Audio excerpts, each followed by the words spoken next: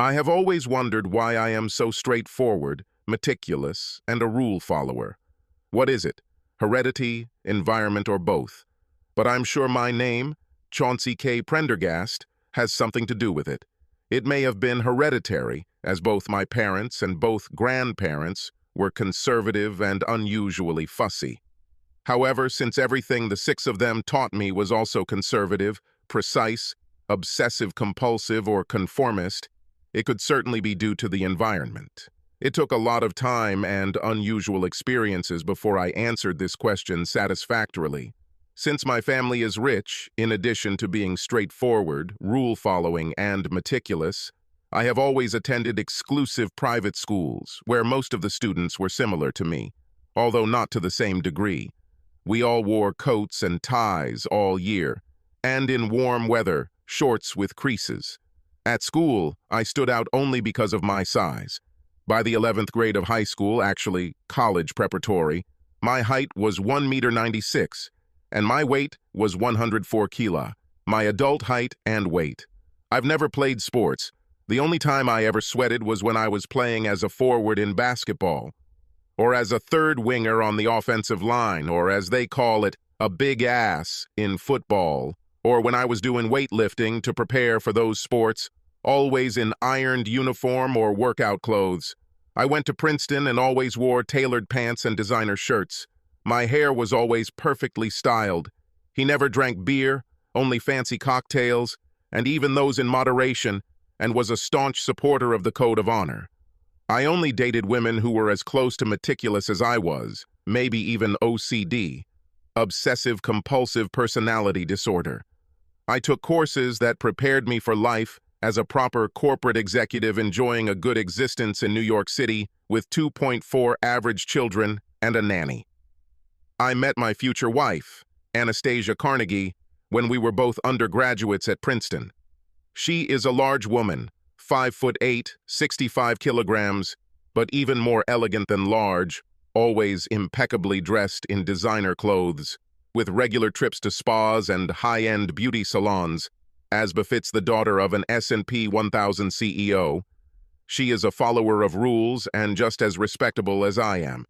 Anastasia and I had a large 400-plus guest, expensive wedding with a reception at the Gramercy Park Hotel, and we started life in an apartment our parents owned in Manhattan, overlooking Central Park, and with a corporate job that made both sets of parents happy. At a corporate job, we had some difficulties communicating with other employees because they were not like us, but we managed and did not humiliate them. Although I would say that both Anastasia and I enjoyed life to the fullest. Perhaps it was because we did not know what else life had to offer us.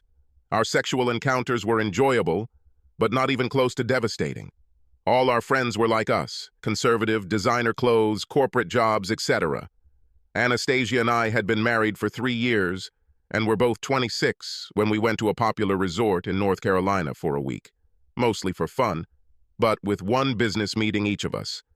The resort had an excellent reputation, although it was not official like the usual 5-star resorts we frequented, especially with our parents, such as the Greenbrier or the Four Seasons at Jackson Hole or the Grand Hyatt Kauai Resort and Spa.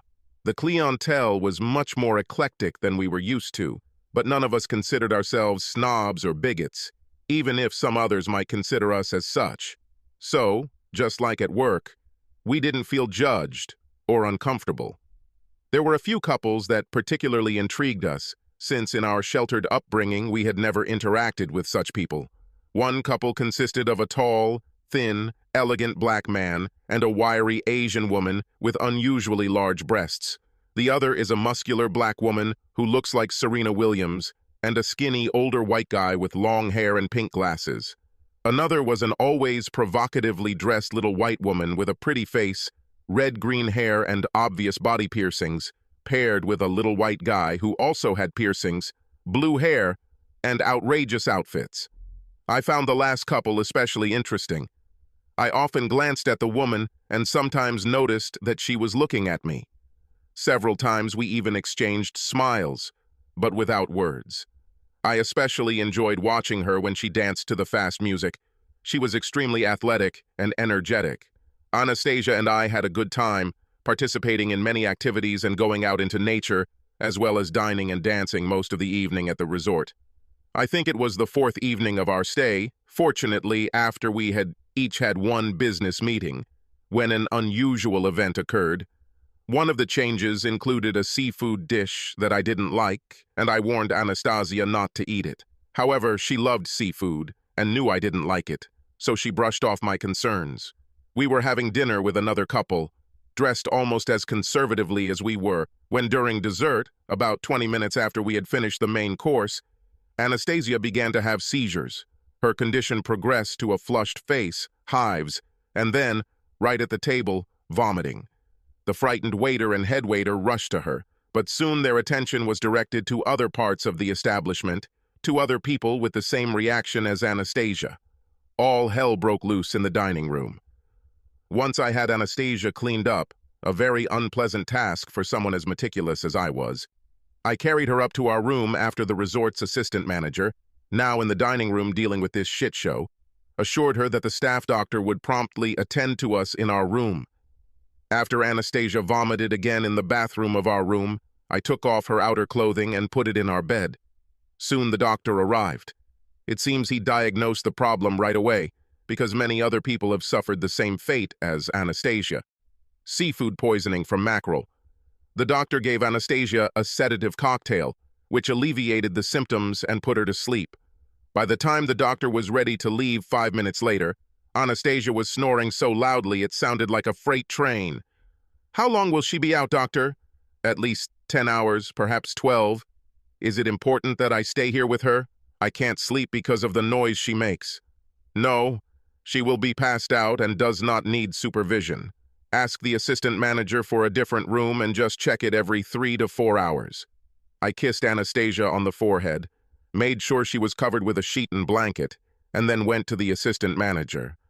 Although the assistant manager was reluctant to give me a different room, she gave in when I pointed out to her that the resort was responsible for the bad food and that we had one of the most expensive rooms in the area.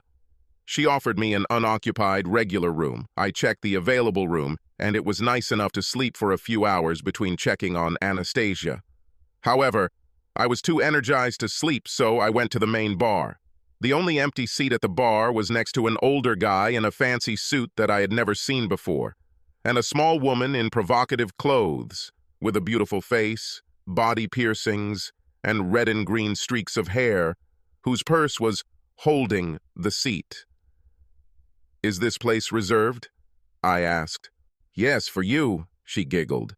I sat next to her and ordered a Moscow Mule. The little woman looked at me. "Isn't it your wife who started this shit show in the dining room?" she asked with a grin. "I'm afraid so," I replied. "Then you'll probably run out of your room like I did, because my husband is completely out of it after the doctor's visit and won't wake up for another 12 hours or so." "Does he snore as loudly as my wife?" "Of course he snores. I can't imagine how I can sleep with such noise. I rented another room, so I hope to get at least a few hours of sleep between checks." "Well, aren't you thoughtful?" she giggled. "By the way, what is your name?" I asked, holding out my hand. "I think today I'll go by Calamity Jane, and you'll go by Paul Bunyan," she replied with a devilish grin, shaking my hand with a surprisingly strong grip. "Paul Bunyan and Calamity Jane, right?" I laughed. "You seem to be interested in American folk tales." I then proceeded to have one of the most unusual conversations of my life with Calamity Jane. I could tell from the things she said and her vocabulary that she was actually smart, and I wasn't surprised that she graduated from Oberlin College, an excellent liberal arts college that is a hotbed of liberalism and individuality. It was also clear that her family had money too, not only because she and her husband could afford $750 a night at the resort, but also because her clothes and handbag, although very fancy, were clearly high-end, and talk of travel to Europe and Africa indicated a significant amount of travel. It was quite difficult to determine her age, but I estimated it to be between 29 and 31 years old. Calamity Jane and I enjoyed 2 leisurely drinks, the second of which she allowed me to buy her, before she jumped off the stool and giggled. "I'm going to take a nice walk along a trout stream and maybe even get my toes wet." "Join me, Paul Bunyan. In case I need protection, won't you? But we don't need blue oaks. How can I refuse such an invitation? I grinned. I didn't expect it, but Calamity Jane grabbed my hand as we walked and pressed herself against me, ostensibly for support, since her 5'5", 51-pound body was wearing 4-inch heels. As we walked, she told me lewd jokes, outrageous stories, and comments about the flora and fauna we encountered, despite the lack of light except for the full moon. When we reached a low bridge over a trout stream, she took off her shoes and splashed in the water with her bare feet. She urged me to join her, which was not a typical activity for me, but since I enjoyed her company, I agreed. After getting a couple of fish bites on our toes, we put our shoes back on, I just put my socks in my pockets, and crossed the bridge. When we were at a distance, she turned to face me. You know, Paul, I've been looking for the ideal candidate for a one-time for a long time. I decided that it would be you. What's a one-shot, Calamity? Never heard of this. This is a one-time experience that will never be repeated, which will never be talked about, which is completely outrageous and unusual, something that the people involved would never do except for an experience that would broaden their horizons. She smiled. And no further contact. What exactly is experience? I thought. Close your eyes and extend your left hand to me, she ordered, taking off her shoes and standing on the curb of the path so that she was only a few centimeters shorter than me. When I hesitated, she asked, I'm not going to hurt you, Paul. Do what I say. I thought it was funny and I complied. After I closed my eyes for a few seconds, she pulled my hand towards her, and it came into contact with something wet and soft with a hard part, along a larger soft part. The sensation was pleasant, and I continued to close my eyes until I heard Calamity Jane moan and tremble slightly. I opened my eyes and saw that her eyes were closed and that she was moving the fingers of my left hand under her dress. I tried to gently pull my hand away, but she wouldn't budge and held my wrist so tightly that I would likely yank her from where she was standing and hurt her in the process. Her eyes opened briefly, and then she said, Wait until I finish. I believe that within the next 30 seconds she climaxed, also because I myself began to move my fingers. Anyway, she fell on top of me and I had to carefully pick her up and set her on her feet. She looked at me with partially glazed eyes. For the last 9 or 10 years, I have been dreaming of a one-time sex session, and you are the perfect man for this. Let's go to your spare room. When I began to stutter in protest, she grabbed me by the neck and mounted me with the ease of a monkey clinging to its mother, wrapping her thighs around my torso. When she kissed me on the lips, I noticed a piercing on her tongue. I can't explain it, but I was instantly aroused, and I think she noticed it by the enthusiastic response of my tongue. When she broke our kiss, she said with a devilish grin, If you like my tongue, then you will like my piercing in an intimate place. What exactly happened from that moment until I closed the door of my room behind us, I don't know exactly. I seemed to be in a trance and walked as if in a fog. However, once in the room, my mind cleared when Jane announced, To start our one-off, I'm going to do the fastest striptease in history. Then Jane began to sing, ta-da-da-da-ta-da-da-da-ta-da-da-da, moving her hips provocatively for a few seconds before she reached behind her and unzipped her dress. When it hit the floor, she was naked, except for a piercing and a butterfly tattoo, right above what I assumed was a private piercing. Since she was a small woman, I was surprised that her breasts were quite impressive. I would guess they were a size 2. My manhood in my pants became so hard that it hurt. Now let me undress you, big boy Paul, she chuckled, walking towards me. Feel free to massage my breasts while I do this, she giggled. She took off my jacket, tie, shirt, and t-shirt, occasionally giving instructions on what to do with her breasts, or oohing and ahing. I like your big muscles. Next came my belt, after which she pulled down my pants and boxers at the same time, causing them to fall to the floor. Yum, yum, she giggled, massaging my manhood, but said with playful concern, I hope this hog fits inside me. Jane pushed me onto the bed, pulled down my shoes, pants, and boxers, then came on top of me and began kissing me furiously, stroking my shoulders with her hands and pressing her hips against mine. I think she sensed that I was about to explode from just doing this, so she pushed me away. "Tackle my piercing below to prepare me for your hog." Her piercing looked attractive and intriguing. I'd only had this type of sex about half a dozen times with Anastasia, and it wasn't much fun, but judging by Jane's enthusiasm, I thought it might be different with her.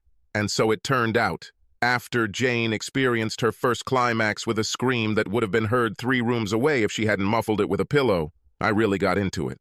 This happened because she swore at me and said dirty words, but primarily because she clearly enjoyed it.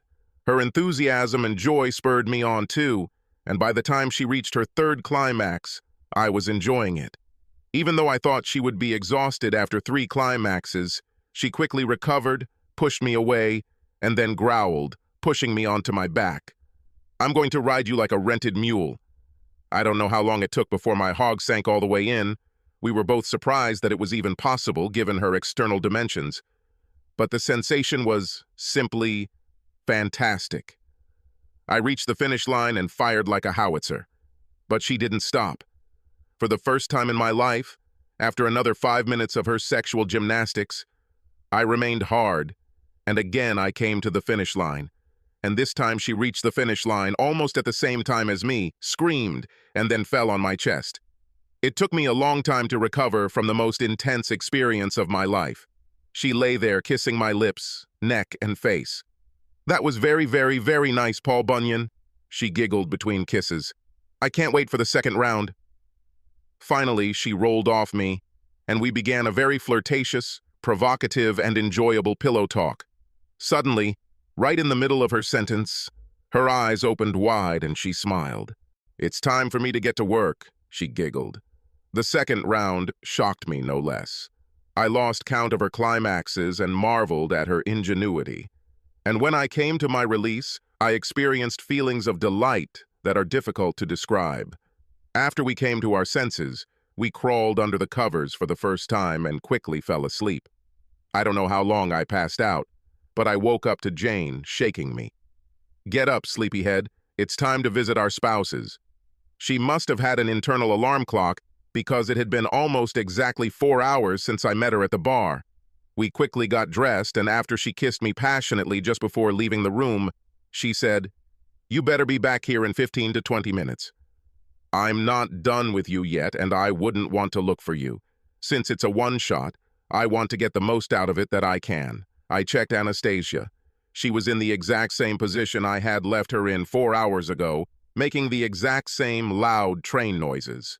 She almost never snores, so the food poisoning and the sleep-inducing, symptom-relieving cocktail her doctor gave her must have affected her, causing the muscles in the roof of her mouth, tongue, and throat to relax so much that they partially blocked her airway and vibrated. I made sure she was properly covered, kissed her forehead again, and left. As I walked out the door, I obviously felt a pang of guilt and had a fleeting thought of not returning to my nest, but the pleasure chemicals coursing through my brain soon overcame my hesitation, and I returned. Calamity Jane returned to our little nest almost at the same time as I did. "As a wife?" she asked. "Sleeps like a baby, making loud train noises," I answered. "Same thing with my husband," she giggled. Then she pulled out a silicone object from behind her back. "This will give us even more pleasure, Paul," she giggled again. Why not? I thought. Today there are many firsts. We need to take a shower before we continue our activities. She smiled, and her dress was removed before the word shower came out of her mouth. I kept up. Although Anastasia and I had showered together before, it was rare, and nothing like this time. Wrapping a towel around herself, she muttered, "Take me to bed. I love being in a man's arms." In bed, I did everything she asked. She reached 2 quick climaxes and began to use the item she had brought. What I felt during this round was beyond description, and when we climaxed again, she screamed and then lost consciousness. She collapsed on the bed, temporarily came to her senses, and muttered, "I hate you for frying every nerve ending in my body." Then she kissed me passionately and buried her face in my chest. After a few seconds, we both passed out and fell asleep. In addition to being the most multi-orgasmic woman on the planet, Calamity Jane must have had the best internal clock because 3 hours later she was shaking me awake. "It's time to check on the spouses again," she muttered, kissing me. "Ugh, we both need to brush our teeth before we go back," she giggled before we repeated the same procedure as the first time. And again, Anastasia lay in exactly the same position and snored in exactly the same way. I brushed my teeth, felt another fleeting sense of guilt until the dopamine in my brain washed it away, and soon returned to Calamity Jane. Returning to our nest for sex, we did it again. We looked into each other's eyes, and this time we had sex with less aggressiveness than before, but with real meaning. When we reached the finish line almost simultaneously, we both moaned for a good 10 minutes before the feeling of final euphoria wore off.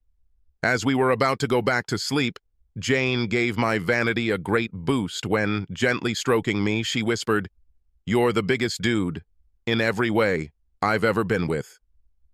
I love all your muscles. It's a pity that this is a one-time thing," and after another kiss, she fell asleep in my arms. This time, we woke up at the same time. Our spouses slept a little over 10 hours. We quickly showered together, got dressed, and then kissed one last time as I lifted her off the ground so our eyes were eye level before we left to return to our spouses. "Thank you for the night of my life," I said sincerely before setting her down on the floor. "The only one in history," she answered. "Now we don't know each other. Remember?" "Okay," I grinned, and we went in different directions. When I returned to my room, my brain was foggy. I sat in a soft chair, looked at Anastasia, and thought about how I could make amends to her. Some ideas popped into my head that made me smile. She woke up 30 minutes after I returned. I held her close to me, then carried her into the bathroom, undressed us both, and we took a shower to get her clean and alert.